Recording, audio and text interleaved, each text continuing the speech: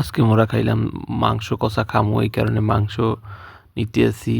এই গরুর মাংস কুড়ি কুড়ি করে কাটছি, কারণ কষা মাংস বড় করে কাটলে আসে ভিতরে ঝোল টোল আনতে চায় না। এই এখন পেঁয়াজ দেওয়া শুরু করছি, পেঁয়াজ দিলাম। পেঁয়াজের পরে বিভিন্ন মশলা দিয়ে দেবো আস্তে আস্তে, কারণ সব মশলা আগে যদি মাহাই ঠাইলই তাইলে মনে করেন আপনার মাংসের গায়ে হান দেয় ভালো মতন, নাহলে মাংসের গায়ে হানতে চায় না।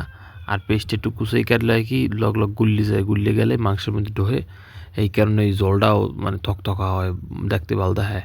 এরপরে এই যে রোহন আবার আপনার জিরা বাটা একলগে এখন হলুদ দিতে আসি, হলুদের পর হলো মরিচ, এই সব একসাথে দিয়া তারপর এলো সরিষার তেল দিয়ে একসাথে আমরা পাক করবো, কারণ সরিষার তেল দিলে সাদায় ভালো।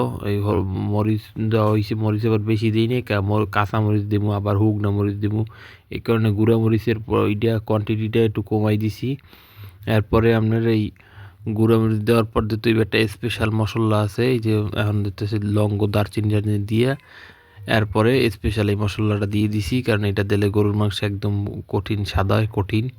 এরপরে আমরা হইলো এরপর দিতে হইবে সরিষার তেল, কিন্তু সরিষার তেল দেওয়ার আগে আরেকটু গুঁড়া মশলা না দিলেই হয় না, তাহলে আবার কমই দিবে। এরপরে আমি যে হুগনা মরিচ দিয়েছিলাম, কারণ হুগনা মরিচ দিলে মাংসের ইটা গ্রানটা খুব ভালো আসে।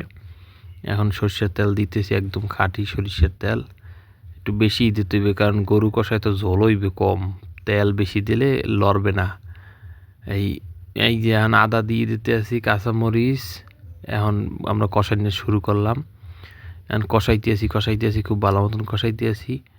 এরপর কষানো হয়ে গেলে এরপর হলো আমরা ওই হালকা হালকা যদি পানি গেলে হুকুই যাবে যে সময়, এই সময় একটু দিতে হবে, কিন্তু কষানোর মাধ্যমে আবার আটা খাওয়াইতে হইবে, এর লিগে আমরা চাউলের আটা রেডি করতে আসি। এই যে পানি দিলাম, এখন এই চাউলের গুঁড়ি দিয়ে ভালো মতন হেদ্দ করিয়া হেদ্দ রুড়ি, আর এই যে গরু গোস্ত খামু, এখন এই যে আপনার এই গুঁড়ি দিতে আসি, বেশি বেশি করে গুঁড়ি দিয়ে এরপরে ভালো মতন আটা খাওয়াইতে হইবে।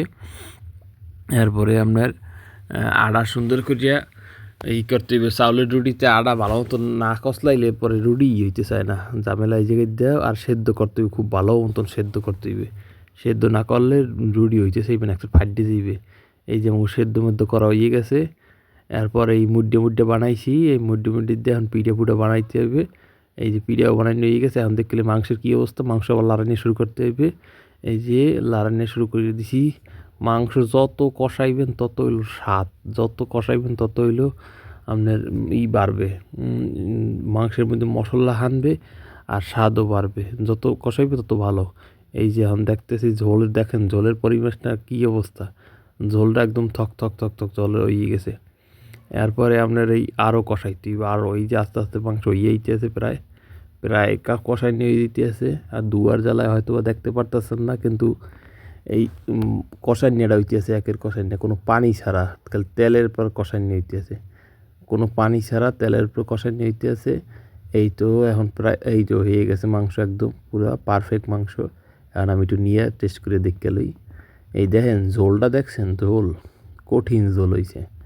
ঝোলের মধ্যে এই দেখেন এই মশলা, একদম থকথকা মশলা, এর মধ্যে আবার রুটি লইলাম কতগুলা, মানে ঝোলটা এই তো কঠিন ঝোল। আর এই যে ধোয়া উঠতে আছে মাংস দিয়ে, কঠিন কঠিন একটা ঝোল দেখেই তো মনে হয় অনেকে লোল পরিয়ে দিবে, কঠিন ঝোল হয়েছে। ঝোল দেখে কেউ মোট প্লেটের মধ্যে লোল হলাইয়েন না।